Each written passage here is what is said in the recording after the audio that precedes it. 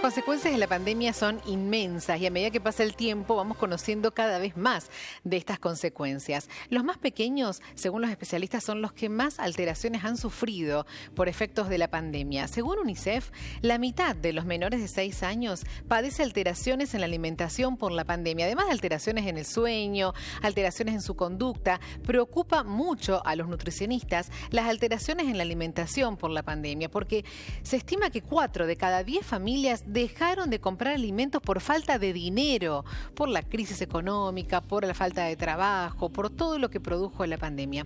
Vamos a analizar este tema con una especialista que es Fátima Udaña, que es licenciada en nutrición. Fátima, buen día, ¿cómo estás?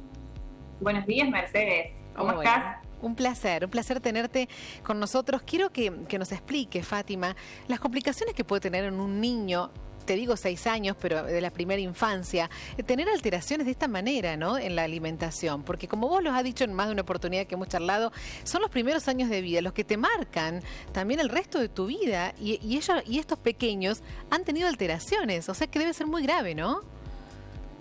Sin duda. Mira, Mercedes, vos sabés que estamos hablando de un grupo que nunca dejó de ser un grupo vulnerable. Claro. ¿Sí? Porque en un momento, en una instancia, en la primera instancia de la pandemia, los adultos mayores fueron nuestro foco, ¿sí?, por los contagios, sí, y porque eran los más débiles y que había enfermedades que podían afectar su salud y demás.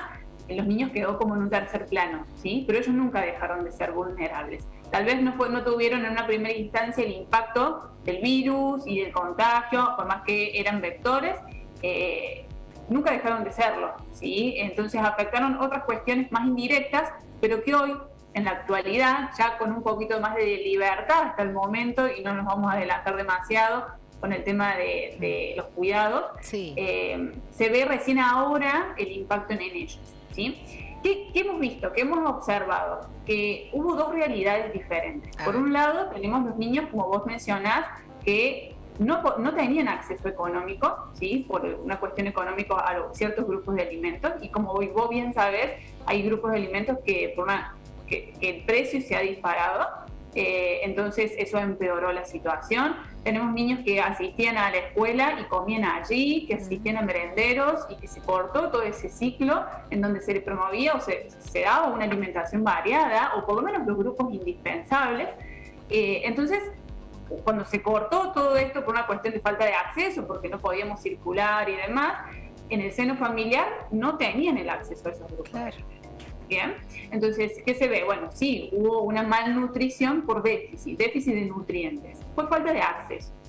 Sin embargo, también tenemos otro grupo, que es otra realidad, de un grupo de nivel medio, tal vez, o nivel alto, en donde el acceso nunca se cortó, ¿sí?, porque económicamente podían seguir accediendo, pero se ve una malnutrición por exceso, ¿sí? Se ve sobrepeso, se ve obesidad.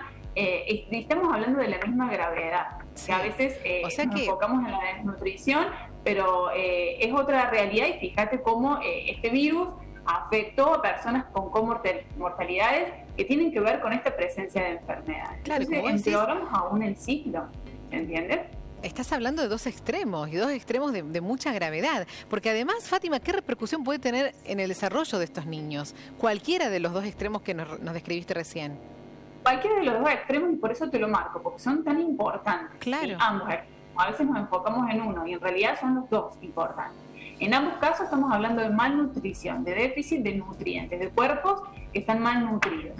En la primera etapa, como vos mencionás, 6 años, 5 años, el punto de corte, en donde el niño tiene un crecimiento exponencial, ¿sí? Crece, y lo vemos, y los que tienen hijos lo pueden observar. El crecimiento es muy rápido en esa etapa, y dependen exclusivamente de lo que comen, de los nutrientes que ingieren. Si nosotros afectamos esa ingesta, y el desarrollo se ve en todos los ámbitos, desde la parte educativa, por una cuestión de desempeño, ¿sí?, de aprendizaje, porque afecta todo lo que es el desarrollo psíquico y neurológico. Entonces observamos en la realidad niños que no prestan atención, niños que les cuesta aprender, niños que les ha costado hasta una cuestión de comunicación y diálogo a la vuelta de la escuela. Y por otro lado, estamos hablando de niños que en el futuro van a ser adultos, y que eso va a traer aparejados problemas a nivel laboral, y ni hablar de estas enfermedades que no son transmitidas, ¿sí? No son transmisibles, pero que empeoran el estado de salud de la comunidad. Entonces, Fátima, tenemos que ver políticas a futuro que se van a ver afectadas por políticas, digamos, de salud. Que lo que menos queremos a nivel público es que esto empeore, si la idea es implementar estrategias para que esto se reduzca. Por supuesto. Eso te quería preguntar justamente por lo que estás diciendo. Esas alteraciones en la alimentación que se producen en esta infancia, ¿se puede revertir esto? O lo que se perdió o en ese momento, lo que no se hizo bien ahí, ya no tiene forma de volver atrás? Mira, la ciencia dice que todo lo que nosotros afectemos en los primeros 5 años de vida no se revierte. ¿Está claro? No se revierte. Sí. Ahora, sí existe una realidad que el cuerpo es muy inteligente y trata de sobrevivir a esto y genera unas conductas compensatorias que van a hacer que el niño, bueno, siga creciendo y bueno, pero no vamos a formar a un adulto con las mismas condiciones que si hubiera alimentadose bien. ¿Sí? Por eso la nutrición en los niños es clave, el desarrollo neurológico es clave, porque principalmente a nivel cerebral allí no hay retorno. Bueno, lo que decíamos en uno de los datos, ¿no? Que 4 cada 10 familias dejaron de comprar alimentos por falta de dinero y como vos decías, ¿qué dejaron de comprar? Y sí, frutas y verduras, carne, o sea, los productos que más aumentaron, lamentablemente. Y la alimentación en esta época de crisis y pandemia se sintetizó a mucha harina, a mucho arroz, mucho fideo. Claro, que no es un alimento saludable para ninguna persona. Alimentos que son económicos, alimentos que son refinados, alimentos que son pobres a nivel nutricional. Eso en aquellos niños que no han tenido acceso. Y los que sí han tenido acceso, ¿qué se vio?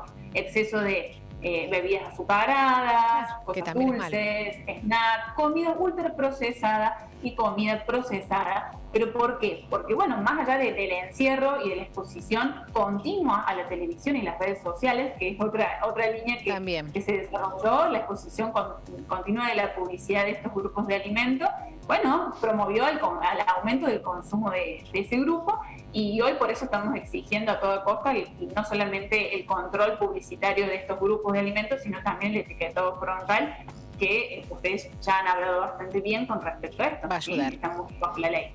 Tenemos todas las fichas puestas en esa ley que seguramente va a ayudar muchísimo. Fátima, como siempre un placer verte, escucharte, aprender de todo lo que nos enseñas. Así que te mandamos un abrazo fuerte. Abrazo gigante, gracias. Gracias.